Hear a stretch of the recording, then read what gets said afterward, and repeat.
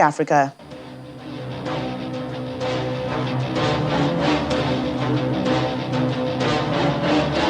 World Health Organization says 450,000 COVID-19 vaccines have been destroyed in African countries as deliveries past recommended shelf life.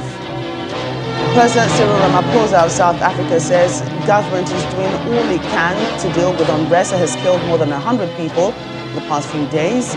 Plus, Somalia's only female presidential candidate talks about breaking the glass ceiling by running in the election.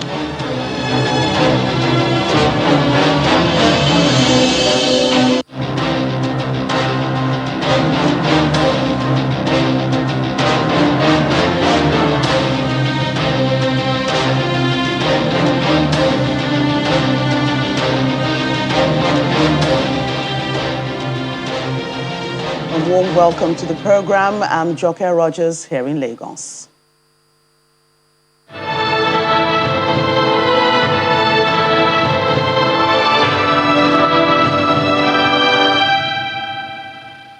We begin with the program today with the immunization manager of the World Health Organization, Dr. Richard Minigo's announcement that 450,000 COVID-19 vaccine doses have been destroyed in 9 African countries. He blames delayed shipment of the AstraZeneca COVID vaccines for this, but he says despite the short shelf life of these vaccine doses, they are not necessarily wasted. Malawi kicked off destruction of vaccine doses that had passed their expiry date in May this year. Since then, South Sudan, Liberia, Mauritania, Gambia, Sierra Leone, Guinea, Comoros, and the Democratic Republic of Congo have followed suit. To avoid the wastage, the WHO is advising that countries use up vaccines as soon as they are delivered.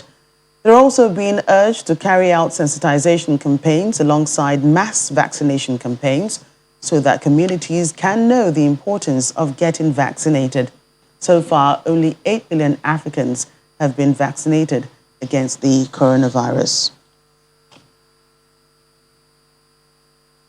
And there must be vaccine shortage in Liberia as a controversial opposition parliamentarian has received his COVID-19 jab, but not in the country. Yeke Kaluba says he flew all the way to the United Arab Emirates to get vaccinated because he did not trust the one available locally. He also blames the president for not leading by example, claiming he was discouraging and making other Liberians afraid and reluctant to be vaccinated. President George Weah has said his decision on the vaccine is private and that this should not stop others from taking advantage of the vaccination campaign to save their own lives. Kaluba is an outspoken legislator who was recently suspended from Parliament for allegedly insulting the president in a series of outbursts. He has denied wrongdoing and is fighting the suspension in court. Private companies have boosted efforts at sensitizing citizens, cautioning them about the wearing of masks, social distancing, and washing of hands to reduce the spread of the virus. And South Africa's President Cyril Ramaphosa says the violent unrest the country has been grappling with over the past few days have been an assault on the country's democracy. He made the comment as he visited the worst-hit province of KwaZulu-Natal, where nearly 100 people were killed in the violence. The president says it's clear the violence and looting had been planned and instigated and that those responsible were being pursued. He has promised his government would not allow anarchy and mayhem to triumph and praised citizens who had mobilized to protect their areas and property, admitting that some of the violence could have been avoided if security forces had acted sooner, but says the priority has always been to avoid deaths. This is not what we want to see in our country. And obviously we are going to have to re-examine everything that we do in defense of our people, in defense of the assets of the country. But right now I'd like to say that we are rolling out our security forces. 25,000 soldiers are now being rolled out, and in a short space of time they will have flooded the entire province and other provinces such as Gauteng as well. So this is most unfortunate where we are. CNN. Yes, ordinary citizens have felt that they need to defend their areas, to defend their assets. And we welcome the fact that ordinary citizens are working together with the security forces, are standing up not only to defend their own assets, but they're also defending our democracy, because they can see that this is an assault on the democratic situation that we have in our country. So they are standing up, and we applaud that our people themselves see that there is a lot at stake, and the instigators want to spread instability in the country, and we don't know what their full and true intentions are. Meanwhile, there's growing concern on how much of an impact recent protests in South Africa would have on the spread of the coronavirus in the country. The country's health system is already grappling with the worst COVID-19 crisis on the continent, with deaths surpassing 65,000. Many primary health care centres, pharmacies and ambulances, especially in KwaZulu-Natal, were not spared the wrath of looters. Many health workers have been unable to make it to work because the commute has become too dangerous to do so. The number of those injured and heading to hospitals is weighing down on the healthcare and health workers system, and the workers who say already there were not enough available beds have had to put patients in hospital corridors awaiting admission because of the pandemic. President Ramaphosa says the country's vaccination program has been severely disrupted just as it was gaining momentum, saying it would have lasting effects on the country's ability to consolidate some progress being witnessed in the economic recovery. The South African economy contracted by 7% in 2020, largely due to the COVID-19 restrictions and a fall in external demand. Rising case numbers forced the government to move to a level 4 lockdown last month, in which all gatherings were banned, adding another level of illegality to the current unrest. The unemployment rate sits at a record high of 32.6% in a country with one of the world's highest inequality rates. Let's get more on all of this. Lekon Ayo Yusuf is a professor of public health skilled in epidemiology, prevention and health promotion and policy development. He joins us from Pretoria. You're welcome. Thank you for having me. Good evening to your listeners. All right. So the health, thank you. The healthcare system is already overwhelmed in South Africa. How much worse can things get as a result of the protests? Well, as the president said earlier on, it cannot be good for the fight to contain the spread of the coronavirus. Clearly, everybody seems to talk straight about, the obvious is that the virus does not move. It moves with people. So the whole purpose of the lockdown at level 4 was actually defeated in both the Gauteng province and KwaZulu-Natal, which means the virus started moving very quickly. And you can see the scene that many people were not even masking up. So, the epidemiological model that we had been following and pretty much followed the prediction that we had put, that we're going to reach a peak last week. And we were supposed to be coming down in the course of this week or the next 2 weeks. All of that assumption has just now been thrown into the wind. So the impact of this will probably be seen soon. But more importantly, the fact that medicine was disrupted, pharmacies were disrupted, means that those who are living with chronic conditions like diabetes and hypertension or HIV could not get their medicine for those 5 days. And the deadliest impact of the virus is on those kind of people when you don't have a controlled diabetes or hypertension. And you just had a virus to that, is just deadly. So the president has also talked about the country being set back in its vaccination campaign because of the protests. The country is also going through another wave of coronavirus. And with the Delta variant, How soon before we begin to see a change in the number of infections and the setback the president is talking about? Well, normally the course of the virus, when it gets into the body and continues to shed to the stage where you may have symptoms, we say about 5 days. 5 to 7 days, therefore, we would only begin to see the effect and the impact of the what has happened in the last 5 days in another 5 days or time. So I'm afraid, I'm hoping that, given that many of those who were out there were youth, they may not show up symptoms. So the problem then is that they may have spread it even beyond where they would be, because once you show symptoms, it's probably easier to quarantine and self-isolate and stop further spread. So because they're young people, they're probably going to continue their normal business and just spread it. So it means we need to wrap up testing in order to be able to, change the protocol and do community testing in order to be able to detect, isolate, and quarantine those who are positive and trace their contacts. And so with what was in place, before the unrest began, how much progress was South Africa making? And how receptive do you think the people had been to receiving the vaccinations? So, there was quite slow when the vaccination started.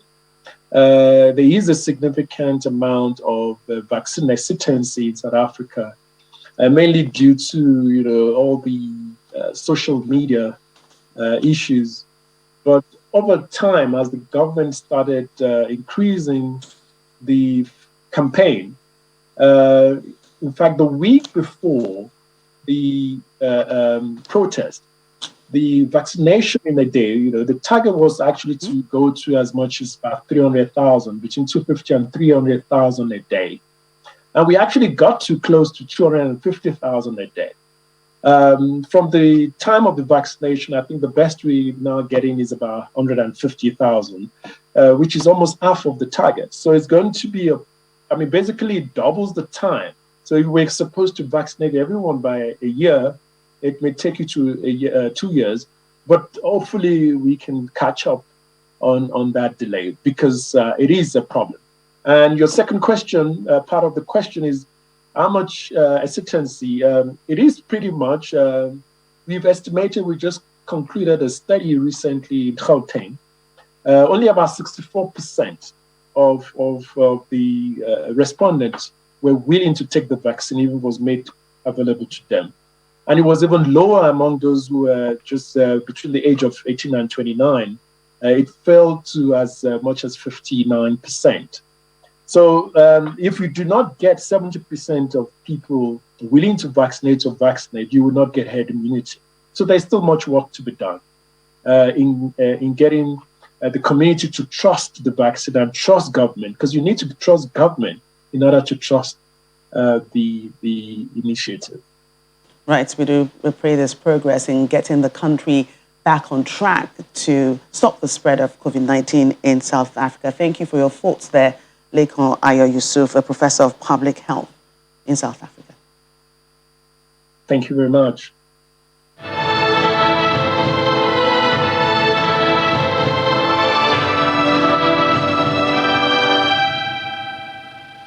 We're still ahead on the program.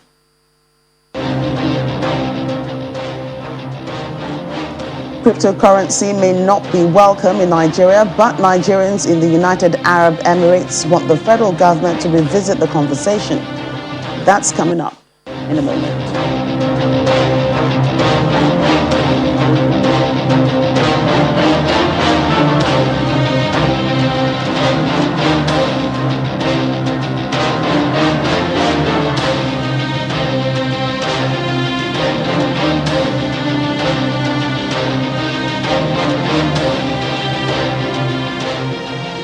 Welcome back to Network Africa. We're in Ethiopia now, where rights group Amnesty International is calling on the government to either release or charge dozens of ethnic Togolese it says have been arbitrarily detained during the past 2 weeks. Amnesty says the detentions appear to be ethnically motivated as business people and their customers, as well as activists and journalists, have been targeted. Amnesty says some have been released on bail, but many more remain in detention and their whereabouts are unknown. The detentions come after rebel forces in Tigray recaptured the regional capital, Mekelle, from government forces last month.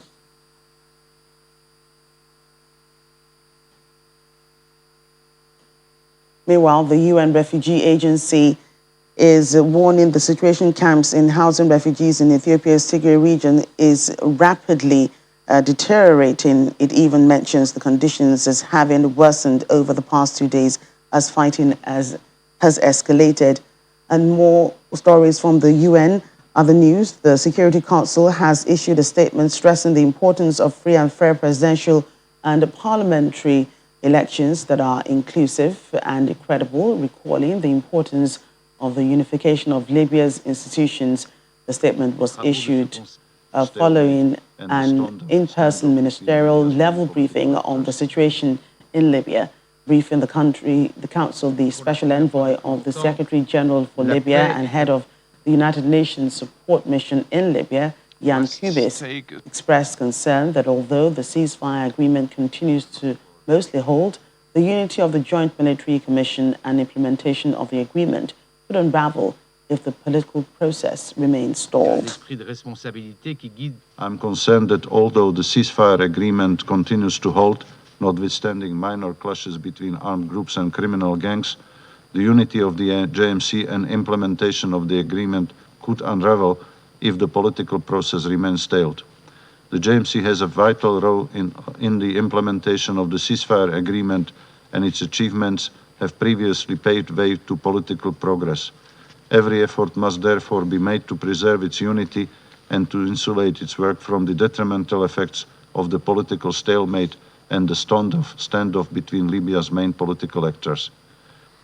We must take a strong stance against those who favor postponing the elections for selfish political motives. Here, the Security Council must reaffirm that it will not tolerate any obstruction. Ladies and gentlemen, with the support of the United Nations and this Council, Libya has made great progress towards peace and unity. Now, we must stay the course to make that progress irreversible. Thank you very much for... Now to Somalia, the Italian government has made an additional $2 million contribution to fund the Productive Sectors Development Program, PSDP, that seeks to boost job creation, access to economic opportunities for women and youth, development, and strengthen governments to boost economic growth in the country. Italy's ambassador to Somalia this week signed an agreement to grant a second funding contribution to the PSDP during a ceremony in Mogadishu.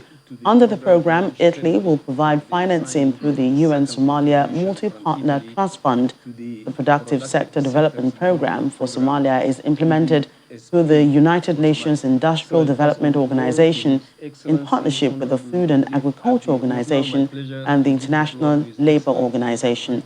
The program is implemented in partnership with the Federal Ministry of Commerce and Industry, the Federal Ministry of Agriculture and Irrigation, the Federal Ministry of Fisheries and Marine Resources, as well as the Federal Ministry of Labour and Social Affairs. Indeed, the work of the PSDB is appreciated by the government of Somalia, as it is both to the public and private sectors together in supporting of Somali businesses.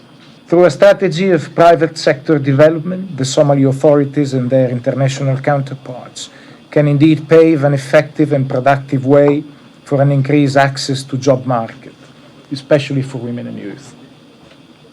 Employment creation and continuous dialogue between federal government and federal member states on concrete issues represent essential elements for the full inclusion of Somalia in the new 2030 Agenda for Sustainable Development. Over the last 3 decades, Somalia has focused on humanitarian aid. With improved political and economic stability, there is a need for a paradigm shift in the objectives of aid towards achieving development goals. It is thus high time for rolling out development initiatives. We hope that the coming months, the PSB will become one of the main platforms for addressing economic development priorities for Somalia, particularly in addressing productive sector development. It's now my pleasure to give the floor to His Excellency Alberto Fish. In the meantime, Somalia's only female candidate in the country's presidential election is on a mission to break the glass ceiling, whether she wins or not. And if she does not win, she says other women will be able to run for public office because of her. Fawzia Yusuf Haji Adam has made reference to the country's civil war that has raged for years while the country was being led by men. She says maybe women would do better. In an interview with the BBC, she said men had been present in clan and political leadership while women have been busy taking care of children. Fawzia Adam is not new to public leadership. She has served as a parliamentarian, foreign affairs minister and deputy prime minister. Now, she says, in addition to her experience, is determination. She says her priority will be to restore peace and security and facilitate reconciliation.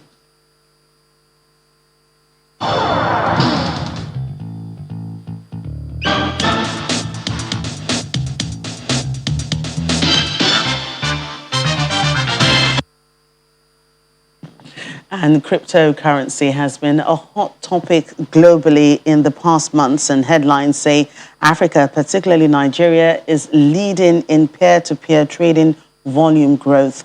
Last month, Twitter CEO Jack Dorsey, whose platform isn't in the federal government's good books anymore at the moment, tweeted Nigerians will lead Bitcoin. That's after a cryptocurrency advocate, Russell Okung, warned in an open letter to the Nigerian government that a delay in pursuing a national plan for Bitcoin adoption will risk a scenario where the country is left behind. In Dubai, the UAE's tourist hub, conversations around cryptocurrency are on the increase. The government is also not shying away. In the next report, our Dubai correspondent speaks to experts who say the federal government needs to reconsider its stance on cryptocurrency and blockchain technology. A private school in Kano, Nigeria now accepts cryptocurrency for the payment of fees. A clear indication the digital money is getting more acceptance in the country. Despite CBN's crackdown on accounts linked to cryptocurrency, in May, Nigeria received $2.4 billion worth of crypto, compared with $684 million last December. That's according to blockchain research firm Chainalysis. If I had the chance to be sitting with somebody Nigerian, with the government, I would actually say, look, there's nothing to be afraid of. Look at other countries. Look at other cities. Look at the city of Miami. They're not only storing cryptocurrency in their, for the city as an asset, but they're also enabling their people to be paying their taxes with the cryptocurrency, or to be paid in cryptocurrency. Sebastian Huth is a highly sought-after expert in the UAE and in other countries where governments are taking a more progressive approach towards a digital economy. I know for a fact that other governments already have cryptocurrency as their storage. In the Norwegian wealth funds and places like that, and they already have it's part of their portfolio. And all of a sudden, many politicians and even presidents and ministers from many countries, such as Mexico, Brazil, or Paraguay, and just recently Tanzania, I think it was the prime minister or the president of Tanzania just announced that they are actually urging their central bank to be legalizing cryptocurrency and paving the way. Similar information has come out of Iran. So I think what this does is it's telling other governments, look, if we don't act, they are already doing this. So, and with opening and legalizing that in a certain country, that attracts people, that attracts money, and that also attracts business. And I think that's what they're seeing now. So I wouldn't be surprised if there was more information, more governments, coming along. I just heard information that the Texas just paved the way for cryptocurrencies to be used legally. Same thing coming from Miami, and many places sort of jump out of the woodworks and say, "Look, you're welcome here." Is generally regarded as an electronic or digital currency that is issued by largely unknown, unregulated elements. Transparency is a concern for the CBN. And in a sense, it is money that is created out of thin air. Gaius Chibweze, a leading trader who just set up shop in Dubai, says there are structures that address this issue.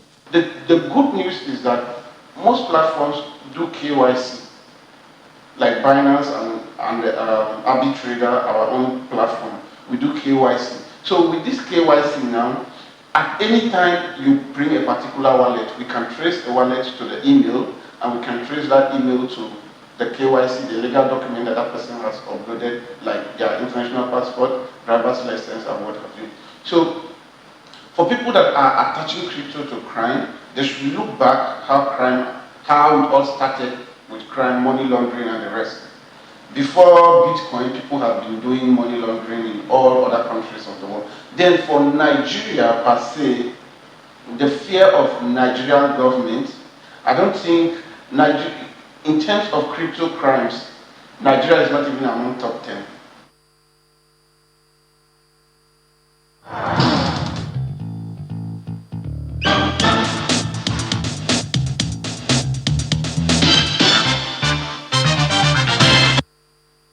That's our program today. Thank you for watching. I'm Joke Rogers. Bye for now.